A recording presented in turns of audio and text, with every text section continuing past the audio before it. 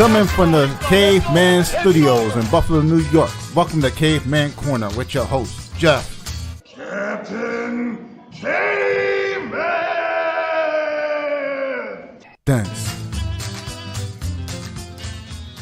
Click subscribe and the bell. Do it now!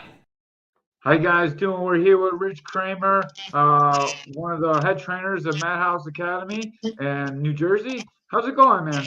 Very good. Thanks for having me, guys. No problem. We had an interesting open. Ray couldn't find his phone, and then it was all awesome. blacked out, but we're up and we're live. It was a great welcoming for me to experience, for real. That was good. That was awesome. How's it going down there? I know the Jets aren't doing too good, not like us Buffalo Bills. So, yeah, the Jets were once again the Jets today, as we all know, and all get make fun of for. But I went Christmas shopping, so I just ignored it. I ignored the pain. I ignored my text messages that were insults from my friends, and I just kept it moving, man. That was awesome. On the Christmas shopping, how much of a Christmas shopper are you? Did you start and finish today, or have you been doing it for a while now? Well, we've been doing it for a while, and as I say, when I say we, mostly the wife, ordering and doing stuff, and me, I just throw her ideas. But physical shopping today was my first day. Yes, sadly. Yeah. I did all of my shopping. I started and finished my shopping yesterday, 10 a.m., 10 p.m. Done, one day. Wow. Shopping. Yep. 12-hour shift, man. I like it. That's what it takes to get it done. I know. I didn't get you nothing, Ray. Ray's tough because his birthday's on New Year's, so you gotta give him a Christmas present and a New Year's present. He only gets one. Mine's the day after Christmas, so I feel the pain. It's bad. Oh, that's terrible. Yeah, no one cares, bro. No one has money. My family don't even care sometimes. It's hilarious, man. It's just one of those things where it's like, oh, we wake up, we got toys. Let's just rock out the toys, So I didn't know too much. Oh, go ahead, Ray. I'm sorry. Oh, I was gonna say, growing up back in the '80s, Christmas and New Year, my father used to spend the cook money, gave me presents. I used to get a lot of presents. Yee! Jeez, I don't even know how to come back to that. I was about to go into something for real, and then Ray put a real Christmas downer out there. That was great. Yeah, it was back in the '80s. Oh, so fun. I don't know too much about your gym, Rich. Can you tell me a little bit about it? Do you own it? Are you just a head trainer? How's it work? Yeah, no, I'm just a trainer there. My very good friend Pat Hemingway is the owner. I've been training with him for about a decade of my life, and when I say training, it's just him beating the hell out of me, and showing me some cool things once in a while. But he opened the gym right after COVID. We've been open for 3 years. The Muay Thai program has been going on for 2. We service the Ocean Monmouth County area of New Jersey. So Neptune, Asbury, Brick, Toms River. We have a lot of police officers in our academy because our state's moving towards making jiu-jitsu part of their training. So almost not just combatives in the academy. They're gonna try to get them to be blue belts or at least belted in the sport to just to help with the proper way to restrain someone without severely hurting them. Yes, for sure. I think that's important too. And I work with some law enforcement officers too, and you need to know what is legal for the officers to use as well when instructing them. Yeah. Because a lot of jiu-jitsu techniques are illegal, at least in New York.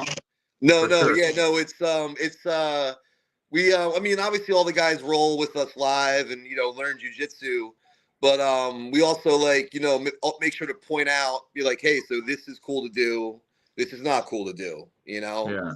And what I get, the feedback I get from them is they just feel more confident when a confrontation starts. So when you feel more confident, you're less likely to do something that's out of line or out of your character, So that was really good feedback to get from them, real life experience in the street using it, and how they where before jiu-jitsu they would have been a lot more nervous to get in a physical altercation or whatnot, And then, once they train for a little bit, they get over, being pinned and feeling that pressure, and it's not so crazy to them anymore when unfortunately sometimes things go wrong, Yeah, usually when we had the police on, Ray's not here for those episodes, but we have a couple of police on. After that comment, I'm not surprised. Yeah, Ray avoids law enforcement officers. He's 0 for 6 on the law enforcement podcast so far. But we've had Jay Wadsworth on. He does the combatives for like police all over the country, and we've had some other combative experts on. And we've had this talk quite a few times on podcasts, and it's really important that officers do train in jiu-jitsu and Muay Thai as well. Yeah, no, it's really great to see people just building the skills beyond, once they're not going to plateau. They're going to come, they're going to learn, they're going to grow. And the side effect of all that for them is going to be hopefully a black belt and being safe out there, serving the public. Do you guys do like weapon retention stuff with them? No, really we don't mess with that stuff because none of us are really trained in that, Yeah. I like to fight with these or this or Yeah, but sure. yeah, so we're not per se like that, but it's just cool to see like a gym full of like the actual community. We got all walks of life, like from cop to criminal. It's great, it's beautiful. Everybody gets along. We're all a team. We're all a family. We all go watch each other kill other people. It's hilarious. Like it's the most like ragtag group of people. I hope you're talking about the fighters, not the cops. I hope you're talking about the fighters, not the cops. Yeah, no, man, it's funny. It's like and like now that like weed's legal in New Jersey, talking to cops about weed in class is just it's a mind-blowing experience. You know what I mean? Like you're sitting there like, wow, like you do that now. This is weird. Like I'm not just like the stone purple belt anymore. You know what I mean? They're like they get it now. Do they get it, or are they just accepting of it? Oh no, well, probably both. But I mean, that's the beauty of the gym, right? We accept everybody. We accept whatever faults, whatever problems you have is our problem too. Yeah, that was like watching Eric Herbert corner Ray. Was you like, dude, punch him? No, Eric Herbert is like a police detective. Okay. And, he was our head MMA coach when Ray was fighting. So. Oh, that's hilarious. Dude. Yeah, it's pretty funny. Yeah, it's like the reverse with me and my students. Exactly. Oh, that's great, guys. That's funny. That's real funny. But yeah, so we've been open 3 years. We offer morning and night classes. Like I said before, the guy Pat that owns it, he's he competes. He competed his butt off from blue belt to black belt. He still competes. Very knowledgeable, big, deep half guard guy. A lot of us used to go up to Marcelo Garcia's in the city and train. So we have some of that lineage too going on. He's talking about coming back. Yeah, dude. Yeah. It's exciting to see. Yeah, we've been in the game a while. So, I mean, me personally, I've been doing martial arts for 15 years. Muay Thai for 15, Jiu-Jitsu for 13. The reason I started Jiu-Jitsu, it's a funny story. I how when everybody learns martial arts and, starts fighting, they're like, oh, I'm going to go be a bouncer, meet girls, be the cool guy at the bar, I'm tough. And then I got taken down by a D1 wrestler and folded. And, my leg kick didn't work, my jab, like nothing worked. And I was just pinned. I thought I was going to literally die. It was scary. And after that experience, I was like, you know what? Maybe I should go do this jiu-jitsu stuff because, I mean, you guys know it's a scary situation to be in, especially when you know how to fight. And when you get put there, it's not good, So luckily there's other bouncers there to pull the guy off me, Yeah. Kudos to them. But that's what really got me into jiu-jitsu, me meeting Pat and me actually being here tonight, which is hilarious. I got beat up. Like Joe Rogan says, man, you don't know how helpless you are till like a black belt gets his hands on you. And Yeah, if you've never grappled before, you're like, I mean, what the fuck? Yeah, He dude, wants I mean, top of it's you. like it's like here you are, you're like, yo, I got hands, I can kick, I got these elbows, and then you're looking at the ceiling. You're like, nothing works. Nothing works there.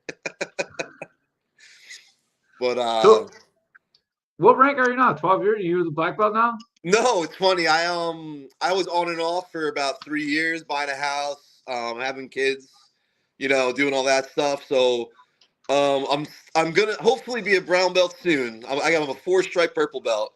I got my Nice. 4-stripe about last month, and I looked my instructor deep in his eyes and was like, "Is it time? Is it coming soon?" Like. Yeah. Like, dude, like it's been a long time, man. I'm 42. I blew my shoulder out last week at jiu-jitsu. I'm like, I need this black belt soon. Still got a while to go, man. That's a long way. I know. Purple's a hard belt. Like once you get through purple, bronze is kind of like a placeholder, but purple's tough, man. It's really the huge separation between like blue and black. Yeah, and I feel like there's just so much more expected of me, and like it's tough because I have 2 kids, 2 kids full time, 2 kids part time. That's a whole nother story we can go in some other day. But my 2 The full-time fighter's life story. my 2 full-time kids, they both play travel sports. I coach hockey at 5 a.m. today. My daughter's in cheer. She just won a national championship, so kudos to her. So training is tough. You know what I mean? Like to get there, to train, to make it, and that was the one thing that I had trouble with purple belt is just meeting the expectations because, like you said, there's a huge jump from white to blue and then blue to purple. Like I feel like when you're at the end of your purple belt, you should be somewhat useful against a black or brown belt. You know what I mean? Yeah. Not saying you're gonna tap them, but you know. By the time you're brown, you're pretty much a black belt. You should be like hanging with the black, like not the elite black belts, but you should be hanging with most black belts, and like there's not much difference. It's just waiting your time, man. Yeah, and it was funny too, man. Like I got like 1 stripe, and then like it was like a year, bro. And I got 2 stripes. And it was like another 2 years, and he gave me the last stripe. I'm like, 2 years, dude. Like, wow. All right. This is good. We're almost there. Now I'm like worried. I'm at a complex. Is it gonna be like 4 years till I get the brown belt? Like, what's going on here? What's expected? But but the journey's awesome, man. The journey's awesome. How many tips you got now, Ray? I think I got 3. Almost there, buddy. Ray's been training almost as long as you, sort of. That's awesome. Like you said, he shows up for the super fights, does his thing, and walks out the door. Ray, you've been in for jiu-jitsu once in the last year. Yo, if I come up there, bro, you got to hit the jiu-jitsu with me, all right? Yeah. Dude, Ray's a savage. He's actually really good. He just doesn't. No, yeah, I'm not doubting the man. He's got that bald head. He looks like any guy with a bald head is dangerous on the mat, dude. You know that.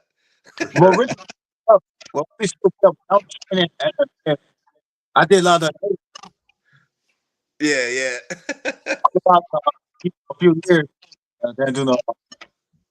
You're breaking up a little bit, Ray. It's kind of a little bit hard to hear you. Yeah, maybe the drones are getting you, man. We got the drones going all crazy, bro. Wild out there. Police are tapping his phone for sure. Yeah, probably right now, man. I feel like there's gonna be one flying over again. Yeah, Ray 1 year ago today came in and grappled off with his cousin, who's been grappling really hardcore for a little bit now, trying to get ready for tournaments. Did he whoop his butt or what happened? His cousin beat him up. Yeah, his little cousin beat him up. It was kind of funny. That's not nice, man. No, it happened though. Like he used to beat up his little cousin when he's little. Now his little cousin's big, dude. He's like 230, 240. Real solid wipeout. So it was looking good, and then they had a great match. Ray's gonna have another sign-in soon, so we can see all these little. Ray's a podcast legend. It seems like right now. Yeah, he is a legend. So tell me, what do you do at the gym? What are your responsibilities? What do you do as far as Muay Thai? All right, yeah. So how many fighters you guys got? All right, so like I was telling you guys before, we had a fighter that we were gonna work with. We just started the MMA program. We just started getting not the casual trainee anymore. They wanted to come in and we had a couple of dudes that want to fight. So unfortunately, the one dude we had going got hurt in a car accident. So we're just waiting for him to recover. And we're gonna hopefully get him a match. You know, when he gets back and he's ready to go. As far as like what I teach, it's very like it's Muay Thai, but you know, there's some other aspects to it. I feel like I started out like everybody. I was a Tiger Schulman dude, you know. Yeah. You know, you see the ad on Facebook, you click, you go in. So that was my first gym. I trained there for a while. I ended up managing the one in Bricktown for a little bit, and then I went up to Eatontown with a guy named Jose. He's Jose Villanueva. He fought for Tiger Schulman for Ring of Combat. Very knowledgeable guy. So you know, I have that kind of karate background with a mix of like striking. Because it's funny, like, you know, Tiger Schulman, it's like boxing, it's everything put together, you know. Yeah. And then you know, I moved from Brick up to Monmouth County, and I started training at Kurt Pellegrino's in Belmar, ex-UFC fighter. Yeah. And you know, so that's where I learned more of like a MMA traditional style. And then I ended up getting you know, my like black accreditation. There's no really belts in Muay Thai, but you know, just getting accredited as knowing what I'm doing finally. At it's called Knockout Muay Thai in Bricktown, and he's a very traditional Muay Thai fighter. So clinching, knees, elbows, you know, really heavy on that stuff. So what I teach, I try to teach to everybody is I try to mix it all together. You know what I mean? Because everybody I've learned from has some pretty good concepts, and it's really helped me as an instructor learning from so many different people. Because I learned like what to do and what not to do. You know, For so sure. I greatly benefited from that, and you know, I appreciate everybody that helped me along the way. So. It's I'm very thankful to be doing what I'm doing. It's cool, helping people. You know, it's funny, man. We have 2 naval engineers in class. We have like a kid that works at like a hot dog stand part time. You know, we have a bunch of tattooed mongrels like every gym does. We actually got a girl brave enough to train with us. We have one, so that's good to see. We're trying to grow the girls program. But I feel like with Muay Thai, they're like, I don't want to get punched in the face, coach. Like that's not what I want to do, you know. So so yeah, I mean, it's been a journey, but it's been a fun one, and I'm very happy to have the chance to share my knowledge, you know. That's really good. It's a huge journey. I was crew under WTBA, and I got my black belt through Alliance. Like I understand the journey, man. There's so much to it. Yeah, and I'm just glad I stuck with it, because a lot of you know, it's life. Life throws a bunch of speed bumps in your way, and you know, like I'm one of those people. I was heavy into competing. You know, I got into the game late. I didn't start martial arts until I was, you know, late 20s.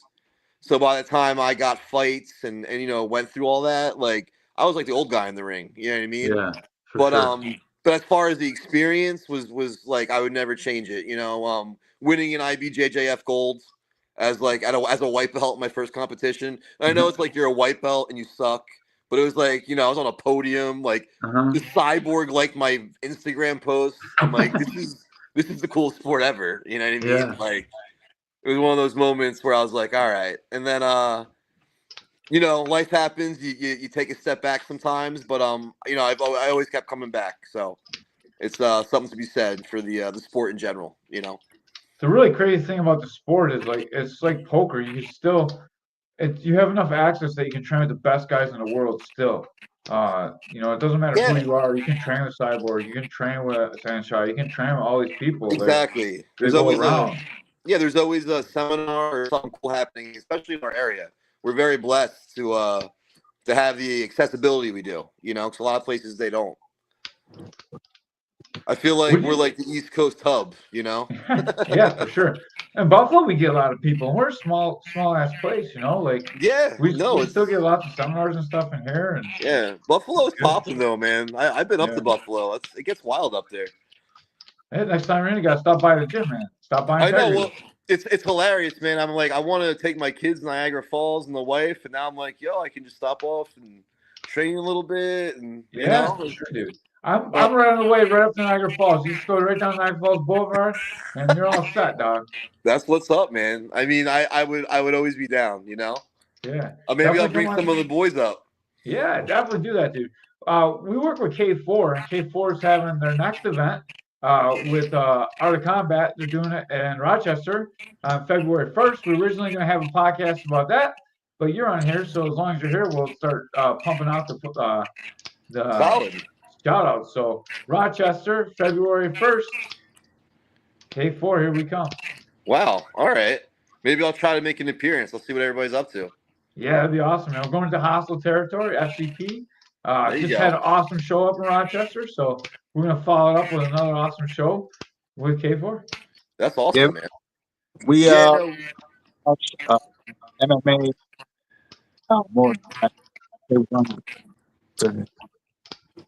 Yeah, we do. There's a lot of traditional Muay Thai in K4 too, so they play the music, full suite. Oh, that's awesome, man. Yeah, dude, it's great.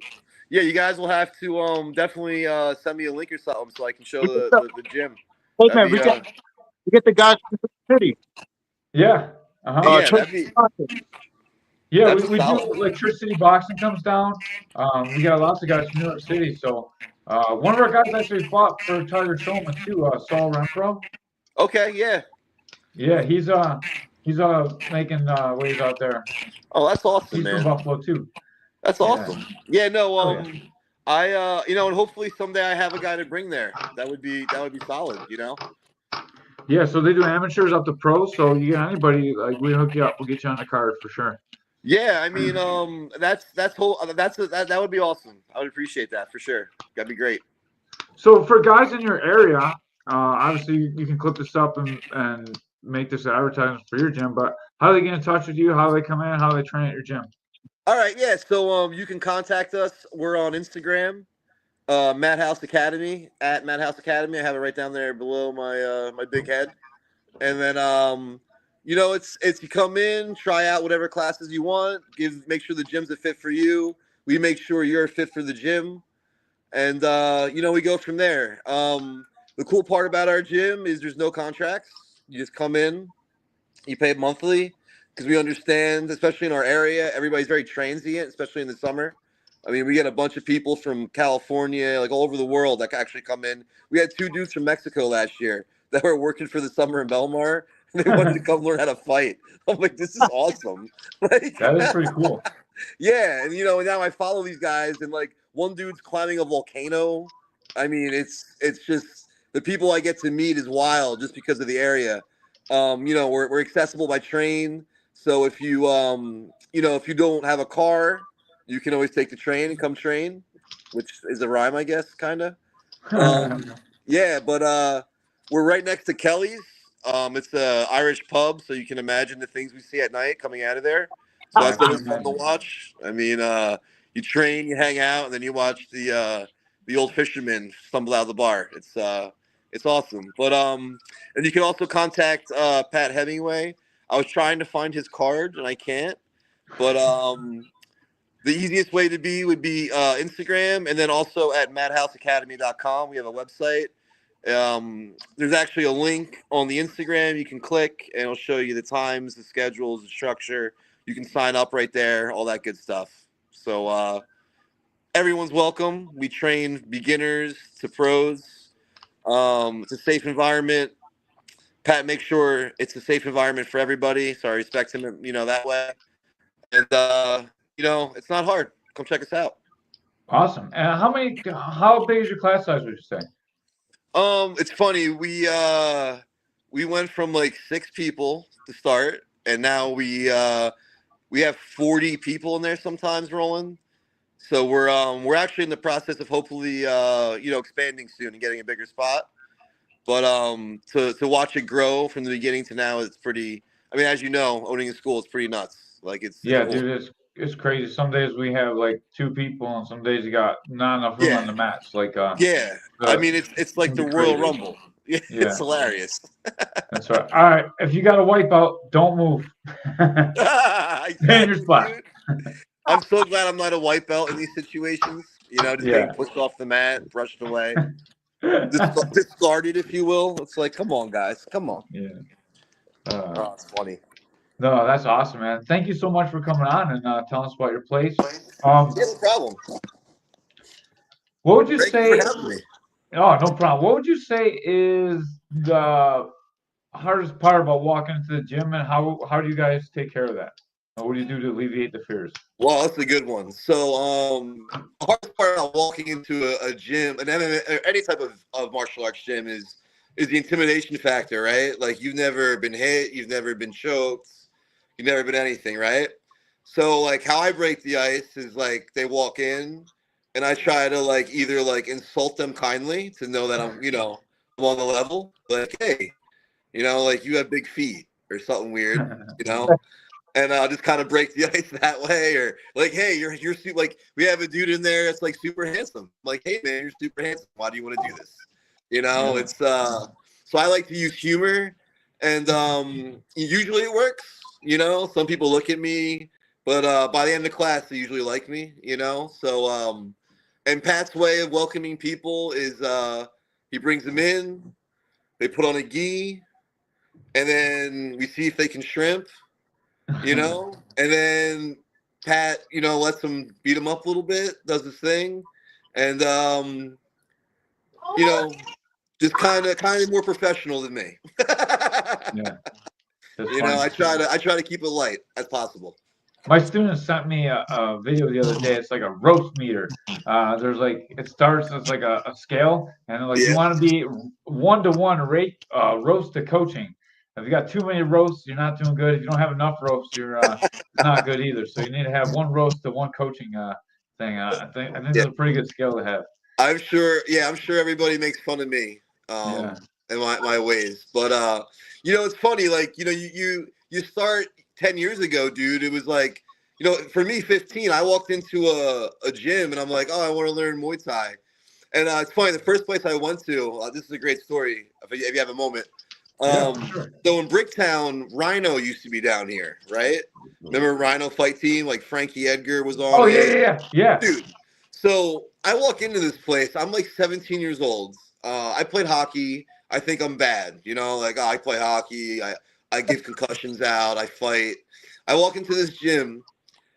It's literally Frankie Edgar, a bunch of other dudes that I don't even know were professional fighters at the time. And I take a class, and they're like, oh, you want to be a Muay Thai fighter? I'm like, yeah. They put me in the ring and proceed to beat the hell out of me for 8 rounds, like one after another, dude. Like, they gave me a helmet and some gloves, but it was hilarious. And I'm just like, I left that place. My mom's like, how'd it go? I'm like, I'm never going back, Mom. Like, that was psychotic human beings in that. The instructor was shooting the dudes with BBs from his desk if they were like not fighting hard enough or being lazy. And he had a good BB gun. He's just like, blink. I'm like, wow. So, it was one of those moments in my life where I realized, like, if I ever become an instructor and want to grow a class, this is probably not the way to do it. I started in 95, so I understand. Holy wow, you're an old dog, man. 95. Yeah. That's awesome, man. Yeah. Where'd you start at? Where were you at? Buffalo, man. I'm born, raised, and bred here. So you're like the godfather of jiu-jitsu in Buffalo, bro. No, not really. The godfather of jiu-jitsu is Chuck Anzalone, but no, that's awesome. That's awesome. Yeah. Chuck went to Chicago, right? Yeah, he had to go to Chicago to train with Carlson. I used to have to drive to Rochester. There was a guy, Kyle Saunders. He was like an hour and 45 minutes away from us. Holy moly. Drive to train with the blue belt to learn how to like shrimp and fucking like make frames, dude. We didn't even get to spar because we weren't his guys, Like, really? It was old school. Like they were like, yeah, you can't roll live. Yeah, we used to break into like karate studios, so we had mats, and then we just like fight in there. Oh, that's great. Hey, do you find it like do you find there's more live now with newer students than back in the day? There's more what? I'm sorry. Like live rolling. Like, I feel like now Like we have dudes that come in and like they're allowed to roll live, and like you said, it used to not be like that. Like you'd have to like earn it, you know? Yeah, they wouldn't let you live roll with their guys. Like, yeah, it's you had funny, to be a man. member of the gym and like pay like all the fees, and it was different, dude. Like, and they wouldn't show you stuff really. Like, they didn't want to show new people things. It was like totally different than now. Dude, I know, Everything was bro. secret. It's like they're like everything was like this like black art we couldn't know about, you know? Yeah. Meanwhile, I'm like showing the white belts. I'm like, bro, you want to learn a heel hook? You know, you want to learn the good stuff, you know? It's like you share all the knowledge you can now. Yeah, I remember when half guard wasn't in position, it was like you were almost mounted. Exactly. Like, half guard you were losing. Yeah. I've been doing jiu-jitsu that long before half guard was even in position. You know? Oh, that's funny, man. Bro, all we do is we love the deep half guard in our school, bro. And it, I love it because it's like the wrestler neutralizer. We get dudes come in that got good hips. I get them in that deep half, and I just look at them. I'm like, yep, got you now, buddy. You can't do any cartwheels over my chubby body right now. I got you. I love deep half a lot too. It was a pretty popular style here because we had we got some really good guys from here. We had Fight Sport is one of the main people around here, so like a lot of the cyber guys play that style game. And we had Master De La Riva down here a few times too. Like, I don't know if you ever roll with Master De La Riva. I know he's like not in fame now because he did a lot of bad stuff, but dude, his feet feel like hands. So like when he puts in De La Riva, it's a whole different experience, dude. Like, I hate those. I hate those guys that got feet like that, man. That's creepy. Yeah, it feels like a hand, dude. Like, he can control you like it's a hand. It's so hard to explain. I've never felt that before. We have a guy at the gym that has a really good De La Riva, Kyle. He's a brown belt. He's so annoying with it, man. Like, he puts it on you, and like I just want to I'm a bigger dude. I just want to smash and pass you if I can, you know. And like he'll put that hook in me, and then I'll just be like, I don't even know what to do anymore. I'm just like, I hate this. As soon as he gets it, I'm like, it's over. I'm getting swept. I'm getting lassoed. I'm like, this is bad. This is really bad. You know, put your leg down, Kyle. Yeah, that lasso game is tough, man. They get that lasso in deep. It's not gonna be a nice roll. And then I'm watching like the Meow Brothers videos, like how to like neutralize all that stuff. I'm like, all right, Kyle. Today's the day. I'm gonna come in. That hook's not gonna exist, and he hits it again. Yeah. But hey, kudos to the guys who know their tools that they're good with, right? I mean, yeah, for sure. And it's good to like cross train and get good with people that are really good at certain things too. Exactly, dude. And that's you brought that up. I mean, our gym, we have D1 wrestlers. We have De La Riva guys. We have half guard guys. We have full guard guys. We have dudes that do black belt, and they're black belts in judo, and you stand and they throw you. It's like it's such a great mix to get to train with because you get so many looks, so many different people, so many different sized dudes. It's as a martial artist, it's what you want, right? You don't want to just see the same thing over and over and over again because then you get complacent. You know, and once in a while, like a blue belt will throw something on me. That's like, the guys like we have, for example, we have Bam Bam Bigelow's son, the wrestler, Colton. He's there. He's like a, ridiculous wrestler. I think it was Division II he wrestled in. But, even watching him go from like white belt to purple belt, like, I used to like being rolling with him and being by him. Like, I don't want to go near the guy now. Like, it's just frightening with that background. And then it's like your dad's Bam Bam Bigelow. It's just intimidating to begin with. Yeah. He's got a head tattoo? No, he's a cop. I don't think he could have one. Ray was going from liking him to disliking him already. Yeah. No, he's good, man. He's a good dude, bro. He's it's just cool though to see like when you have some type of background in grappling, what you can do with jiu-jitsu in just a short period of time, I think he went out to it wasn't Worlds. I think he went out to the Nationals and he placed last year or 2 years ago as a blue belt. So, he got his blue belt pretty quick naturally. Yeah. But just to to see that aspect of the journey and get taken down by him, to feel that is pretty awesome. I bet, man. I bet. All right, man, we're going to let you get out of here. We're going to get out of here. We're going to close it up. We're going to talk a little about Cave 4.